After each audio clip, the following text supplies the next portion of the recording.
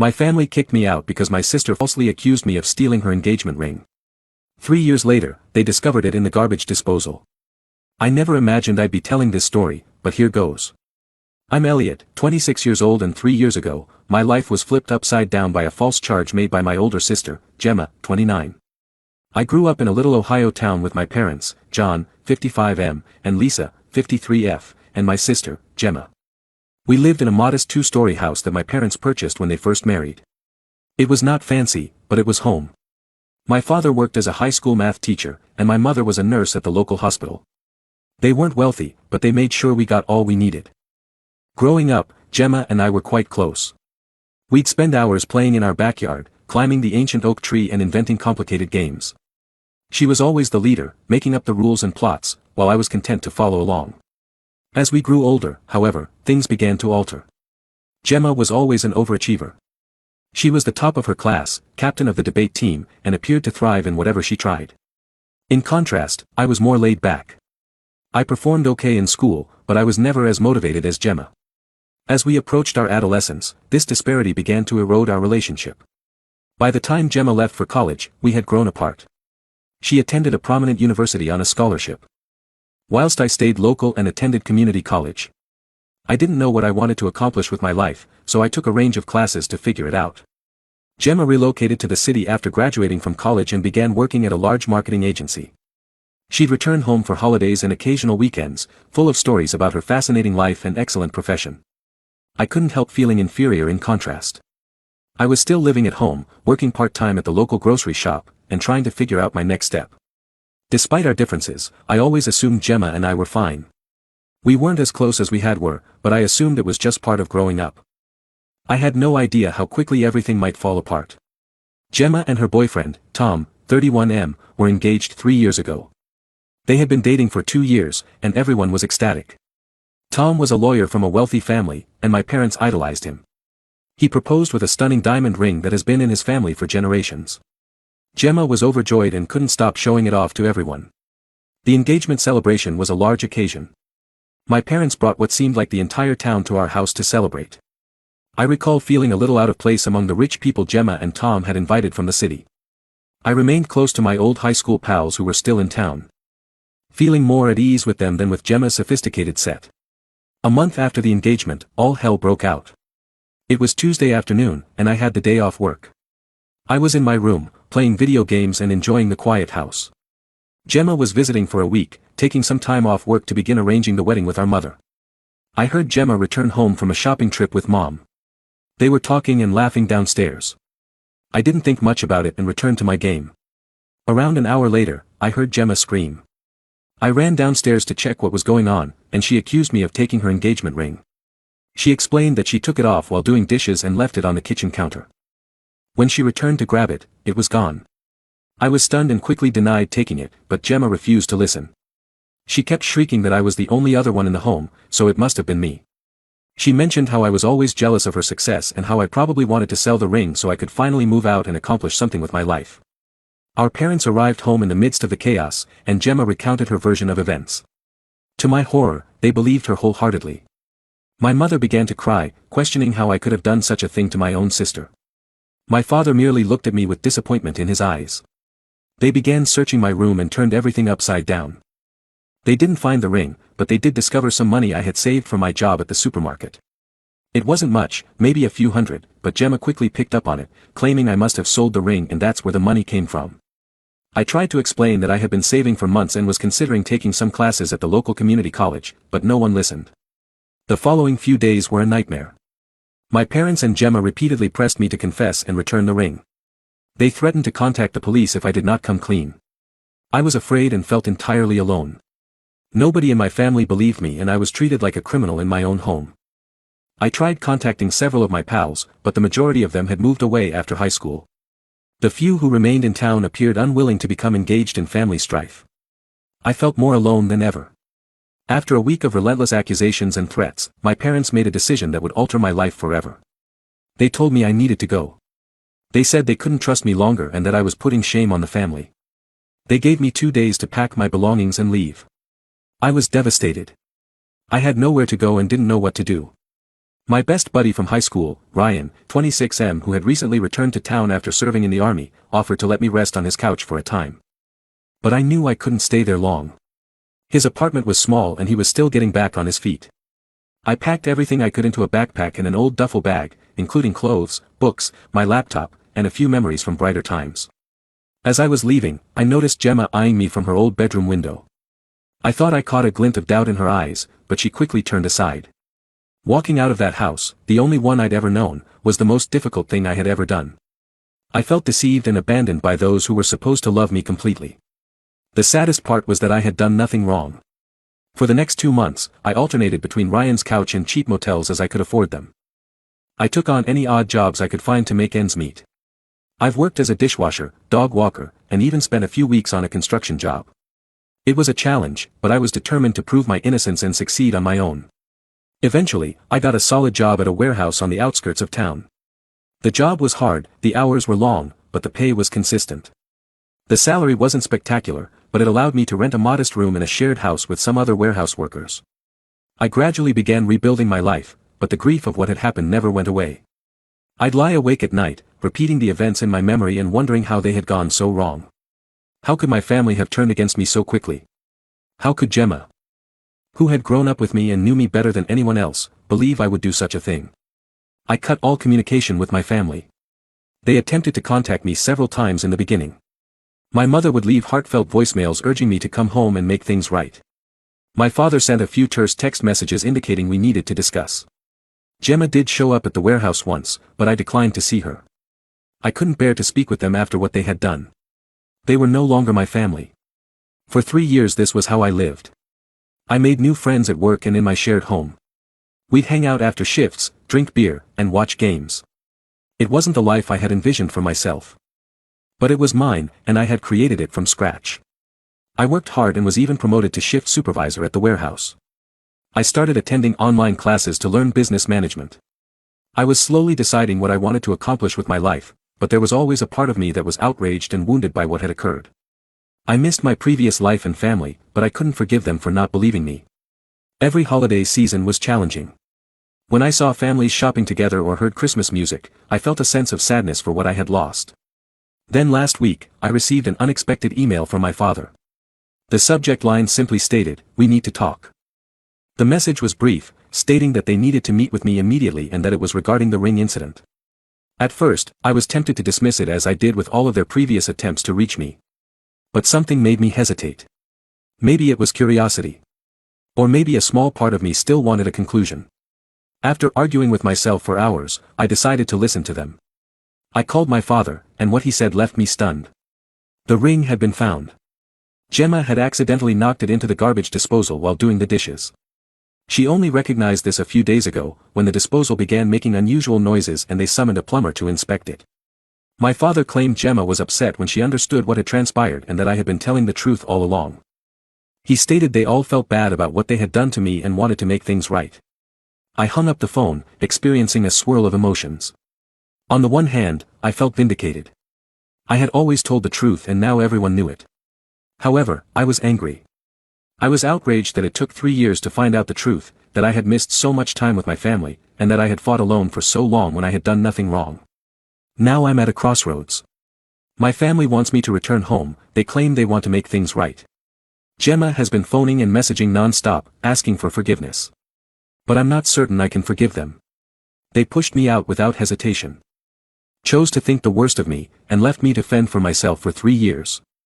Part of me wants to send them all to hell and let them deal with the shame of what they did to me. But another part of me misses my previous life and wonders whether there is a way to rebuild what we've lost. I do not know what to do. Should I give them an opportunity to make amends, or should I continue living the life I've created for myself without them? I'm torn and could appreciate some outside insight on this whole situation. Update 1. It's been a week since my previous post, and a lot has happened. I'd want to thank everyone for their advice and support. It truly helped me go through my emotions and figure out what to do. After much debate, I chose to meet with my family. I believed I owed it to myself to confront them and seek closure, even if I wasn't convinced about reconciliation. We decided to meet in a neutral site, a modest coffee shop in the next town over. I chose it because it was far enough from our hometown that we wouldn't run across anyone we knew, yet close enough that anyone could get there without too much effort. I was quite nervous on the day of the meeting. I hadn't seen my family in 3 years, and I wasn't sure what to expect. I arrived at the coffee shop early and chose a table in the corner where we could enjoy some solitude. When they walked in, it was like a hit in the belly. Seeing them after 3 years was intense. My mother burst into tears the moment she saw me. She was older than I remembered, with more gray hair and creases around her eyes. My father appeared weary and tired, his shoulders drooping as if he were carrying a huge weight. Gemma couldn't look me in the eye at first, she appeared smaller and less confident than the sister I recalled. We sat down, and for a time, no one knew what to say. They all started talking at once, with apologies falling out. My parents said they had failed as parents by not trusting me and kicking me out. They admitted that they had regretted their decision every day since, but pride and humiliation had prevented them from reaching out sooner. My father, who had always been a man of few words, talked for hours about how he had repeated those days in his head, trying to figure out how he could have been so blind. He claimed he had always prided himself on being fair and reasonable, but that emotion had clouded his judgment when it counted the most. My mother, through tears, told me how she had preserved my room exactly as I had left it, hoping that one day I would return. She stated she would wake up in the middle of the night, thinking she had heard me coming home, only to realize what had transpired. Gemma burst into tears, stating she would never forgive herself for accusing me and damaging our relationship. She mentioned how she had always looked up to me when we were youngsters. Even though I was younger. She admitted that she had been so preoccupied with her own life and troubles that she had lost sight of what was truly important.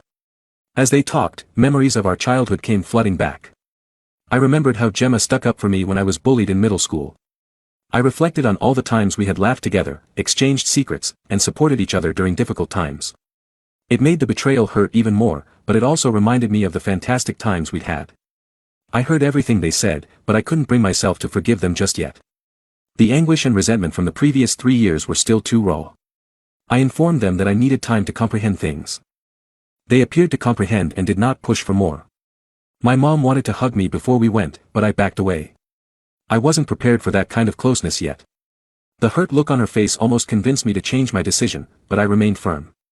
I needed to protect myself emotionally. After the meeting, I returned to my apartment and carefully considered what I wanted. Did I want to go back to my previous life? Can I ever trust them again? Was it worth attempting to repair our relationship? I recognized that, while I missed having a family, I had also developed significantly in the previous 3 years.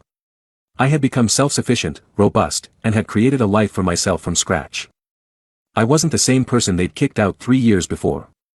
I reflected about my warehouse work, my online education, and the friends I'd made. I had worked hard to reach where I was, and I was pleased with what I had accomplished on my own.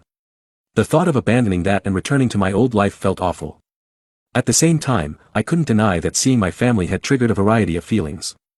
Despite everything, I still loved and missed them. I wondered if I could have a relationship with them while still keeping my independence. After a few days of deliberation, I reached a decision. I called my parents and explained that while I appreciated their apology, I was not yet ready to fully reconcile. I informed them that I needed more time and space to heal. I also established some boundaries. I indicated I was willing to maintain minimal contact with them, but I wasn't going back home or pretending nothing had occurred. I told them that if we were to continue our connection, it had to be on my terms. They expressed disappointment but said they understood. They promised to respect my boundaries and allow me the time I needed. My mother asked if she might phone me once a week to check in, and I agreed, assuming it would be a nice approach to gradually re-establish trust. As for Gemma, I've decided to keep my distance for now. Her actions had affected me the most, and I wasn't ready to forgive her just yet. I told her I needed more time before I could consider having another relationship with her. She was upset, but explained that she understood and would wait until I was ready. It's been a rough week, with many emotional highs and lows. I've had moments when I questioned my decision, wondering if I'm being too harsh or if I'm passing up an opportunity to reunite with my family. But then I recall how quickly they turned on me, and I realize I'm doing the right thing by taking things slowly. I've also started researching therapeutic possibilities. Many of you suggested it in the comments, and I believe it would be beneficial to have a professional to speak with while I navigate this tricky situation. I've never been to therapy before, so I'm a little nervous, but I think it could be beneficial to me. For the time being, my primary focus is on my job and studies. I have a huge project coming up at work, and I'm determined not to let all of this family drama distract me from my goals. I am also thinking about moving to a better apartment. I've been saving, and I think I'm ready for a place of my own without roommates. Thank you again for your support. It's comforting to know that there are individuals out there who understand and care, even if we've never met. I'll provide an update if anything substantial changes. Update 2. It's been almost a month since my last update, and I'd like to share some developments. I've been sticking to the boundaries I've established with my family. We've had a few phone calls and text messages, but nothing particularly intense. It's been okay, awkward at times, but not as painful as I expected. My parents have mostly respected my wishes. They check in every now and then, but they don't ask for more than I'm prepared to provide. I can tell they are working hard to rebuild trust, but it is a slow process. My mother calls once a week, as we promised. These calls were strained at first, with extended silences, but they are becoming easier. We usually discuss neutral issues, such as her employment at the hospital, the weather, and my online education. It's not much. But it's a beginning. My father has been sending me short emails, usually simply to check in or share something he thinks I'd be interested in. Last week, he forwarded me an article about a new business launching in our hometown. It was a little gesture, but it reminded me of how he would clip newspaper stories for me. When I was younger, Gemma struggled with the barrier I'd created between us. She sent me many long, emotional texts apologizing and pleading for the opportunity to make things right.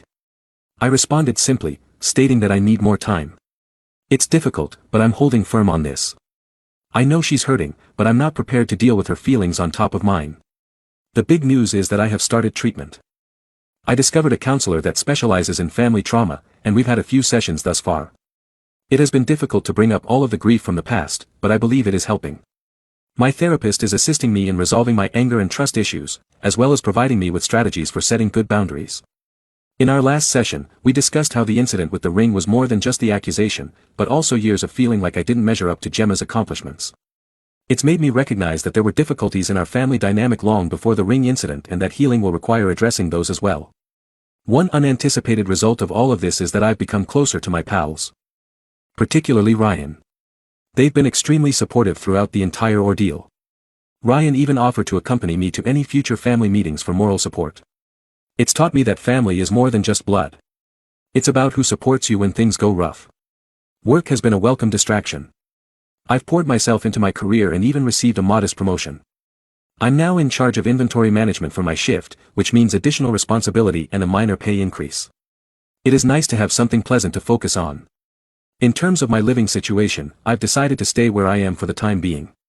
It's not much, but it's mine and symbolizes the independence I've worked so hard for. My parents offered to help me find a better place, but I declined. I have to do this on my own. However, I began to carefully consider choices for furthering my studies. A state institution located approximately an hour distant provides night classes. I am considering applying to their business program. It would be a significant move, but I believe I'm prepared for it. Overall, I'm taking it one day at a time. Certain days are harder than others. There are times when I mourn our easy connection as a family, but then I recall how fast they turned on me, and I realize I can't rush this process. My therapist thinks it's good to have mixed feelings about everything. She encourages me to be patient with myself and not feel obligated to forgive before I'm ready. We're working on techniques for dealing with upcoming family gatherings and holidays, which are making me more apprehensive than I'd like to admit. For the time being, my priorities are recovering and creating a life I can be proud of, with or without my family. It's not easy, but I'm positive about the future. I'm learning that it's all right to put myself first, and that creating boundaries does not make me a horrible person. Thank you for your continuing support. Your comments and messages have provided me with strength during this process. It's comforting to know I'm not alone in coping with familial issues like these. Update 3. It's been 6 months since my original post, so I thought it was time for a last update. A lot has changed during the last few months. The biggest news is that I've decided to relocate to a different place in search of a new employment opportunity. It's a significant advancement in my profession, and I'm looking forward to the new opportunities. The job is with a logistics company, and the work is comparable to what I did at the warehouse, but on a much larger size. It's a management role, which I've been working toward for a while. The income is much higher than what I was making previously, and it includes benefits such as health insurance and a 401k plan. Before making this decision, I had a lengthy conversation with my therapist. We talked about how this move will influence my healing process and my relationship with my family. Finally, we agreed that this could be a good thing for me, an opportunity to fully stand on my own 2 feet and identify myself outside of the family drama. I informed my parents about the transfer last week. They were astonished and disappointed, yet they expressed their understanding. My mother cried a little, stating she had hoped we'd have more time to restore our relationship before my departure. My father was more stoic, but I could see he was disappointed too. They were both concerned about me being alone in a strange place, but I told them that I'd be okay. Gemma took it the hardest. After I told her, she showed up unannounced to my flat, pleading with me not to go. She admitted that she felt like she was losing me all over again. It was a challenging conversation, but I held my ground. I informed her that this was something I needed to do for myself, and that our relationship was not in a position where her opinion could influence my decision. Our relationship is improving, but it is not perfect. We've enjoyed several family dinners in recent months. They've been uncomfortable and awkward at times, but we're gradually learning to be around each other again. Trust is still a major issue. I sometimes question their motives, wondering if they truly believe what they say or if they are simply attempting to relieve their guilt. My therapist has been crucial throughout this. She has helped me analyze my emotions and create boundaries. She has emphasized that forgiveness does not imply forgetting or pretending that the trauma never happened. It's about letting go of my anger in order to find peace of mind. I've taken that to heart. While I don't believe I'll ever forget what happened, I'm attempting to forgive my family. Not for their sake, but for mine. It was hard to carry around all of my anger and bitterness, and I'm ready to let it go. As I prepare for this relocation, I've been thinking about everything that has transpired. 3 years ago, I thought my life was finished. I'd lost everything, including everyone I cared about. But now I see how much I've learned from that experience. I'm stronger, more independent, and have a better understanding of my own worth than I ever had. I don't know what the future holds for me and my family. We intend to stay in touch once I relocate, with weekly phone calls and visits during the holidays. It's a start. Perhaps, with time and distance, we will be able to create something new. For the time being, my attention is focused on the future. I'm excited about my new work, the new city, and the opportunities that await me. I've started looking for apartments online and researched the region where I'll be residing. It's a mix of excitement and trepidation, but I'm largely looking forward to this next chapter in my life. Whatever happens to my family, I'm confident I'll be okay. I've shown to myself that I can deal with whatever life throws at me, and I've learned the value of surrounding myself with people that believe in and support me, whether they're related or not. Thank you for watching. If you haven't subscribed yet, please do so and hit the notification bell to stay updated with more shocking real-life stories happening around you.